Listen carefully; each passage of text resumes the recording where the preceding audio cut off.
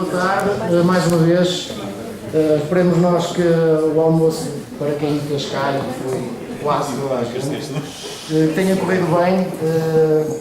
Vamos iniciar agora a parte da tarde numa perspectiva um pouco diferente, um pouco perceber como é que as forças de segurança estão a dar a resposta às questões relacionadas com a violência doméstica, perceber um pouco daquilo que é a nossa responsabilidade, daquilo que é a nossa intervenção, se o temos feito da melhor forma, se não, o que é que poderemos melhorar. Há sempre a melhorar, evidentemente, mas havendo já um caminho que se conseguiu percorrer, a intervenção nunca está acabada e o nosso trabalho, a nossa própria formação também nunca se encerra, e é nesta perspectiva de querer aprender e de querer partilhar e recolher experiências que estamos cá.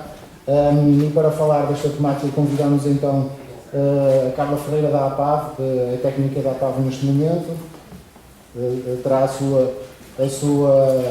intervenção mais relacionada com as vítimas e não só. É licenciada também em criminologia e vai-nos ajudar um pouco a compreender como é que está a própria relação entre forças de segurança e as próprias instituições que dão às vítimas. Vai-nos ajudar então a compreender essa parte. Aqui mais ao meu lado esquerdo, a Ana Rosa, que já eu agradeço a colaboração, não só da Ana Rosa, mas do comando, que ao fim e ao cabo nós temos solicitado logo inicialmente, quando projetámos a iniciativa e pensámos neste assunto, pedimos ao comando para nos então proporcionar a presença aqui do movimento feminino pertencente ao GAIV, um gabinete que já vamos ter a oportunidade então de falar na sua forma diferenciada como trata estas questões da violência doméstica, e então ainda bem foi nomeada a Ana Rosa, que certeza absoluta vai-nos dar aqui um apoio fantástico e vai-nos ajudar a perceber a todos o que é que realmente então a polícia está a fazer e que apoio está a dar então nesta temática tão problemática e diferenciada que é a questão da violência doméstica. E ao meu lado direito também agradeço a presença da professora doutora Sónia Caridade, a sua experiência, a sua dedicação a esta área de longa data. Eu diria que é única, eu posso dizer isto com certa vontade, e teve o cuidado de querer logo participar, mal foi endereçado o convite para estar aqui presente na nossa iniciativa, e também nos vai ajudar a nós, evidentemente, com o seu conhecimento e com a sua experiência, no que é que as forças de segurança, qual é o caminho que ainda podem percorrer para então dar-nos a melhor resposta possível. Isto, evidentemente, estamos cá nós a celebrar primeiramente o Dia Internacional da Mulher, a perceber um pouco o que é que as nossas mulheres sentem no dia a dia quando vão dar respostas a estas questões problemáticas da violência doméstica. Também um pouco nesta perspectiva, ver, ao fim e ao cabo, é o que as estatísticas oficiais ainda continuam a demonstrar, que o protagonismo da vítima relativamente ao sexo continua a ser o sexo feminino, e perceber então nós e as mulheres polícias como é que veem elas próprias esta questão da violência doméstica. Sem deixar de perder este foco, também queremos, porque foi anunciado e de alguma maneira nós achamos que isso deve ser referido, a própria questão quando os próprios elementos policiais, neste caso as mulheres em concreto, são elas próprias vítimas de violência doméstica, ou seja, sendo uma realidade transversal, esses números não existem, não há essa realidade, existe a realidade, estamos nós a acreditar que essa realidade existe, ou seja, tanto os elementos das forças de segurança como ligados à justiça de uma forma mais transversal, estão mais ou menos preparados para combater ou não serem vítimas deste fenómeno, não é? Esta questão acho que nunca foi de alguma forma debatida num jeito de conferência ou de uma forma pública, e nós achamos que também era importante perceber aqui um bocadinho como é que esta realidade pode ser melhorada e que apoio então é que se calhar estes elementos femininos, qual é o apoio que se calhar estão a ter ou não. É um pouco por aí que também podemos discutir aqui um pouco nesta nossa conversa, com todos, evidentemente. Depois vamos nós aqui querer a vossa perspectiva do vosso lado e a vossa intervenção.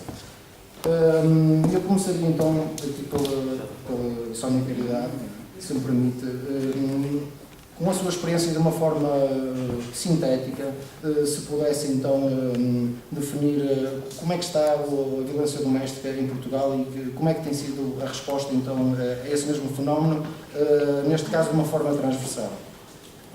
Muito bem, muito obrigada. Em primeiro lugar, muito boa tarde a todos e a todas. Agradecer o convite que me foi interessado para estar aqui, à ASP, na pessoa do Cristiano Correia, e felicitá-los também pela organização deste evento, que é de veras pertinente. Em relação à questão que coloca, ou se calhar antes de responder à questão que coloca, clarificar que a minha abordagem aqui não é, será sempre na perspectiva mais científica, no conhecimento científico que tenho sobre o fenómeno e que decorre não só da investigação que tenho vindo a produzir, mas também de alguma orientação de estágios que vão ocorrendo não só na APAV, nas Comissões de Proteção de Crianças e Jovens ou até mesmo noutras instituições onde as vítimas deste tipo de crime poderão ocorrer. Se calhar, em primeiro lugar, fazer um enquadramento, não é? Como todos sabemos, quando falamos de violência doméstica, é um fenómeno que, de facto, desde os anos 90, tem vindo a alcançar grande visibilidade e para a visibilidade social e para essa visibilidade em muito tem contribuído, como saberão, o conhecimento científico, portanto a investigação que se tem vindo a produzir nesta área, permitindo assim a construção social e a construção criminal deste fenómeno. Também, como sabem, não é? São maioritariamente agentes da polícia, a violência doméstica está tipificada no artigo 152 e, na realidade, quando nós falamos de violência doméstica, não estamos apenas a falar da violência nas relações de intimidade, mas presumo que seja essencialmente esta forma de violência que estaremos aqui a discutir, portanto, a violência ocorrida entre homens e mulheres nas suas relações íntimas. De facto, devido à enorme investigação que se tem produzido neste domínio, tem sido possível e assistimos nos últimos anos a uma grande evolução legislativa no que respeita a este fenómeno da violência doméstica. Como o Cristiano disse muito bem, as estatísticas oficiais conferem esta maior visibilidade que o fenómeno tem, não é? Portanto, segundo as últimas estatísticas oficiais de 2016, porque 2017, pelo menos que eu tenha conhecimento, ainda não está disponível, o RASI, pois não, vejam se estiver errada, mas acho que não. Portanto, notou-se até inclusive um aumento em relação a 2015, na casa de 1,4%, que apesar de tudo é significativo. E, portanto, inicialmente este fenómeno era analisado muito na perspectiva da mulher vítima. E raramente se considerava a questão de o homem poder sofrer violência. E durante muito tempo as coisas funcionaram assim, portanto, mesmo as próprias forças policiais, não é? A sua atuação era sempre tendo por base esta expectativa ou esta ideia, confirmada cientificamente, também é verdade que os próprios estudos no início apontavam efetivamente a mulher como sendo a principal vítima. Começámos a assistir a uma alteração, não é, desta realidade, e as próprias estatísticas oficiais também mostram que os homens podem sofrer esta forma de vitimação, não é? A percentagem é ainda residual, mas também residual, não tão residual, na casa dos 15%, não é? Embora seja depois preciso enquadrar a que é que correspondem esses 15%, se são efetivamente vítimas, se são aquelas situações de retaliação que depois também fazem queixa. Nós sabemos que os números depois também têm que ser devidamente contextualizados e interpretados. Mas eu diria que qualquer cidadão, seja ele homem ou mulher, para não me alongar muito na minha intervenção, terei depois também a oportunidade de falar, homem ou mulher, e a investigação mostra isto, a investigação mais recente, poderá de facto sofrer ou experienciar este tipo de violência. As mulheres polícias, naturalmente, na sua condição de cidadãs, não é? Podem efetivamente experienciar esta situação de violência. Muito provavelmente, como atuam no domínio da violência doméstica, terão um conhecimento mais aprofundado, não é? Das dinâmicas, mas ainda assim nós sabemos que mesmo tendo esse conhecimento das dinâmicas abusivas, não é? O conhecimento legal, do enquadramento que este tipo de situações tem, nem sempre é fácil identificarmos, ou as mulheres, as vítimas, falando no geral, identificarem que estão numa situação de violência. E essa é a grande questão. Muitas das vezes reconhecerem que aquela dinâmica relacional, não é, que pode muitas vezes ser interpretada como um conflito, um mal-estar relacional, mas que aquilo de facto configura a violência. E esse é o grande desafio, não é? Por parte das próprias vítimas e muitas das vezes por parte dos próprios profissionais que são chamados a atuar nestas situações de maior ambiguidade, não é? De maior ambiguidade e que não é fácil, de facto, detectar as situações de vitimação. Não sei se para começar a responder à sua questão, depois poderei fez um enquadramento muito bom, muito bom. Muito bem, eu então seguia com a conversa e com o debate e questionava a Carla. Ainda há o mito de que a APAV só dá resposta à violência doméstica? Ainda há. Antes de mais, isso é mau? É mau, é. Mas antes de mais, obviamente, agradecer o convite. Mas de facto, Cristiano, como diz, ainda há esse mito, apesar de nós já existirmos há 28 anos e desde os 28 anos que existimos sempre temos dito que apoiamos vítimas de todos os tipos de crime. Eu não lhe chamaria um mito, é uma constatação, se calhar sendo um dos crimes que mais ocorre, digamos assim, ou de que mais é dado conhecimento, é normal que as situações que nos cheguem sejam maioritariamente de violência doméstica. E estamos a falar sempre na ordem dos 75% a 80% dos nossos processos todos que temos por ano são de situações de violência doméstica, sendo que nós contextualizamos a violência doméstica em dois grandes prismas, quer a violência doméstica num sentido mais estrito, e aí olhamos mais localmente para a questão do artigo 152, quer a violência doméstica num sentido mais lato, ou seja, todos os outros atos que acontecem por causa de uma situação prévia de violência doméstica, por exemplo, o que tem a ver com violação da obrigação de alimentos, passa da vida privada, outras condutas que são tidas, que não se enquadram diretamente no 152, mas a que nós também estamos atentos. Mas de facto ainda há esse mito. Não é um mito necessariamente negativo, mas de facto isso ainda acontece. E voltando aqui um bocadinho àquilo que a doutora Sónia estava a dizer, estava-me a ocorrer aqui algumas situações que nós já tivemos de pessoas que estão no terreno a intervir com vítimas e que elas próprias se veem numa situação de vitimação e demoram a sair da situação de vitimação porque demoram a perceber-se que esta situação não é positiva. É um bocadinho aquela lógica de, em relação aos outros nós conseguimos ver muito bem o que está a passar, em relação a nós pode tornar-se um bocadinho complicado, e já tivemos situações dessas e tal, a ocorrer aqui 2 ou 3 pessoas que já tivemos situações dessas, de facto. Todos nós temos telhados de vidro, digamos assim. Muito bem. Eu aproveitava a oportunidade e perguntava à Iana, o GAIV ainda é um gabinete muito desconhecido da maioria das pessoas, neste caso dos próprios habitantes da cidade de Porto, que ao fim e ao cabo são aquelas pessoas que mais diretamente se poderão relacionar com este gabinete. Podes-nos traçar aqui realmente o que é o GAIV e a sua mais-valia nesta questão da resposta das forças de segurança à violência doméstica? Boa tarde. O GAIV é um gabinete pioneiro do Comando Metropolitano do Porto. Faz precisamente este mês 5 anos. Portanto, já não considero que seja desconhecido na cidade do Porto. O GAIV já é somos constituídos por 16 elementos, são 16 agentes, está aberto 24 horas por dia, 365 dias por ano.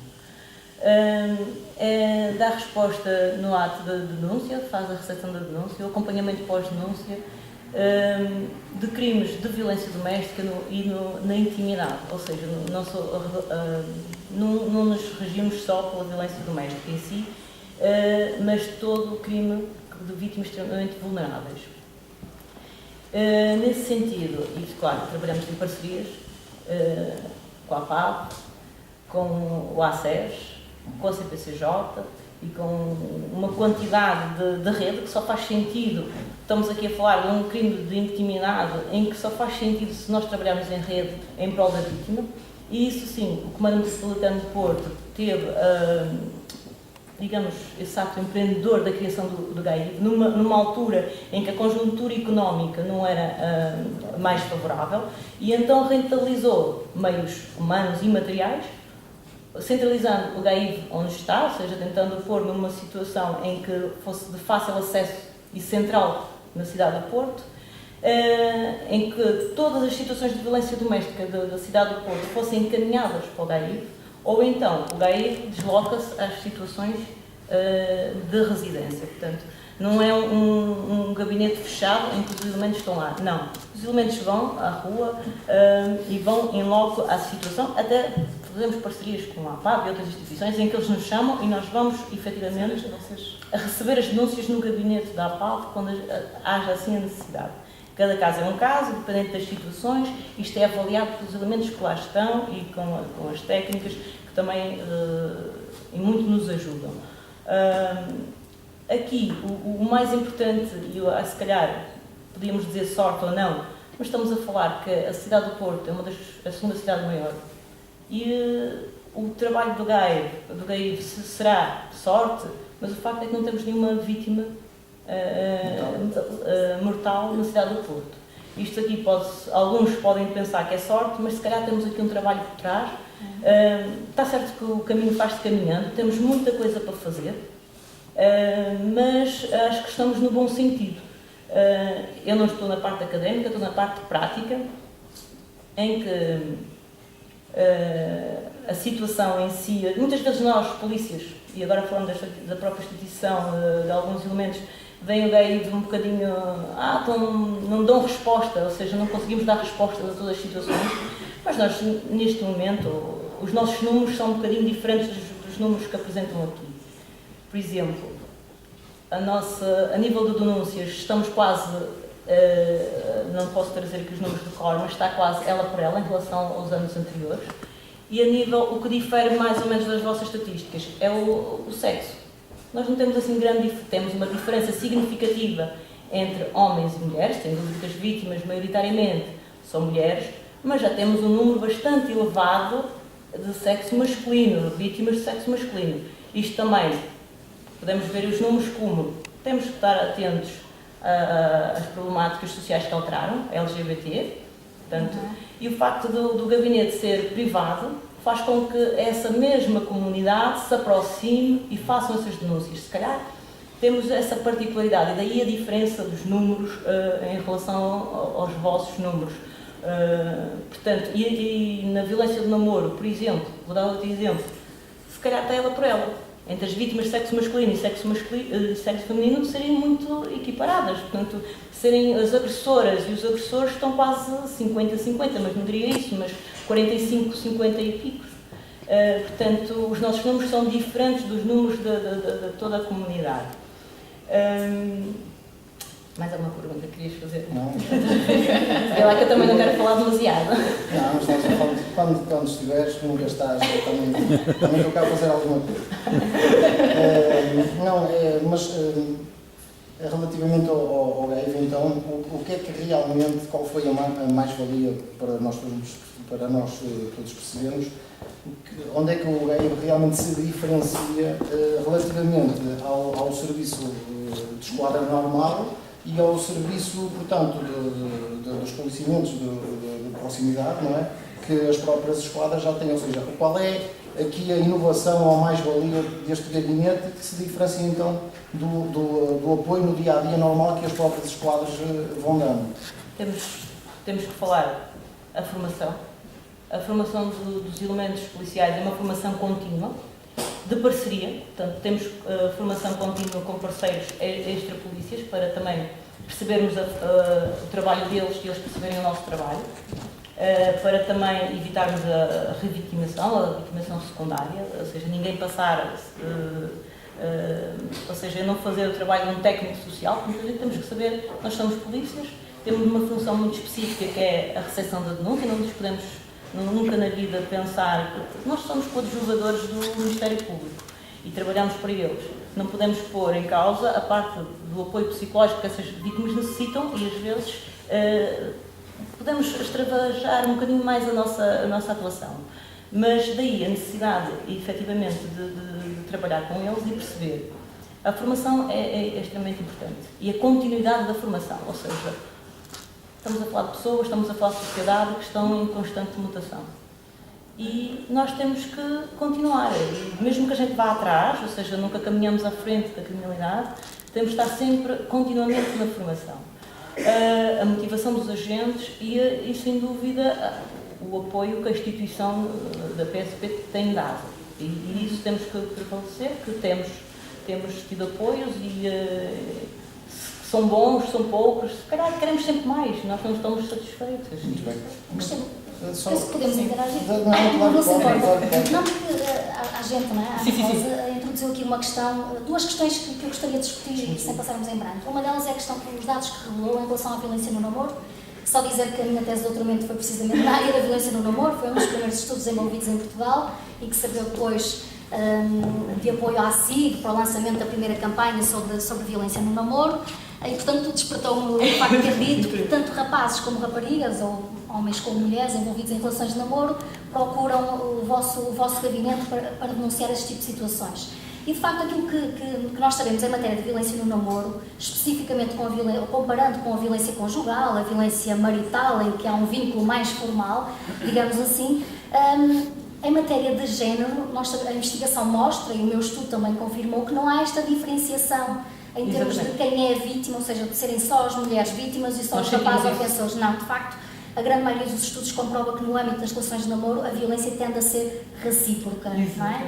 Tanto rapazes como raparigas tendem a praticar violência. Também se olharmos para a violência marital, atenção que há diferentes tipologias de violência. Aquela que mais se fala é a violência tradicional, o chamado terrorismo íntimo, apelidado por alguns autores, em que a mulher é vítima e o homem é ofensor. Mas há que considerar que há outras tipologias de violência, nomeadamente a violência situacional, que segundo a investigação até é a violência mais recorrente, só que é menos denunciada, que é um tipo de violência que ocorre entre o casal e que decorre muito de problemas de relacionamento, de resolução de problemas, de relacionamento interpessoal, e portanto usam a violência, usam a agressividade para resolver esses problemas. Qual é a questão? É que normalmente não há escalada na violência, não há ferimentos e portanto não há denúncia, porque o tipo de violência que mais é denunciada é efetivamente a violência onde há uma escalada da violência, onde há consequências físicas, sobretudo, não é que não, as psicológicas não sejam importantes e são.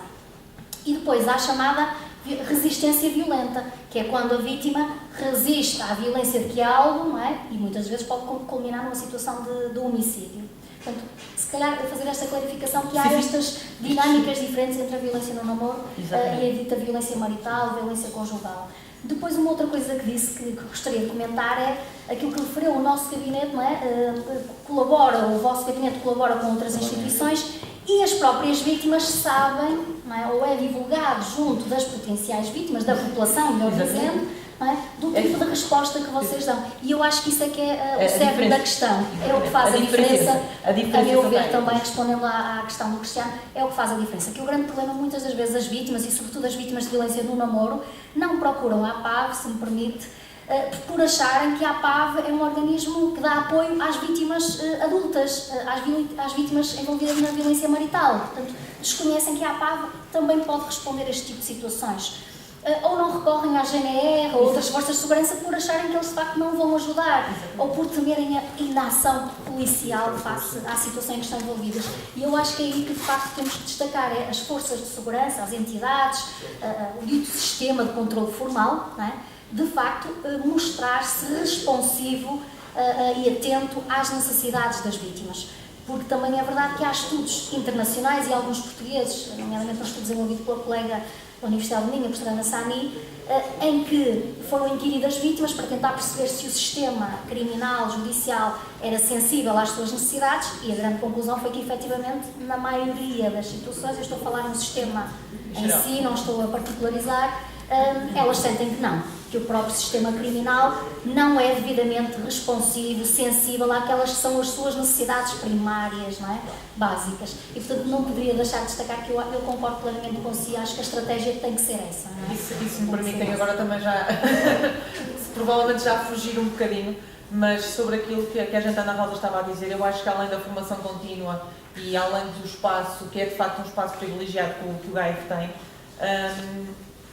o facto de ter existido logo no início do GAIV, eu já estava na APA, portanto lembro-me perfeitamente da chegada do GAIV e da diferença pré-GAIV e pós-GAIV, digamos assim, e de ter havido aqui com esta resposta, não apenas mais uma resposta e ter um conjunto de agentes que vão fazendo uma formação de vez em quando e têm um espaço privilegiado, mas também uma aproximação entre aquilo que é a resposta diária da polícia e o conhecimento científico. E uma das coisas que eu me estou a lembrar é a questão da avaliação de risco. E isso foi uma aproximação muito importante. Ou seja, nós temos agentes que, além de serem especializados, têm uma sensibilidade, permitam uma expressão, uma sensibilidade diferente, irem ao local e terem uma atenção diferente à situação, terem a capacidade e terem ao seu dispor alguns instrumentos científicos, como é a questão da avaliação de risco, que eu acho que é de primordial importância.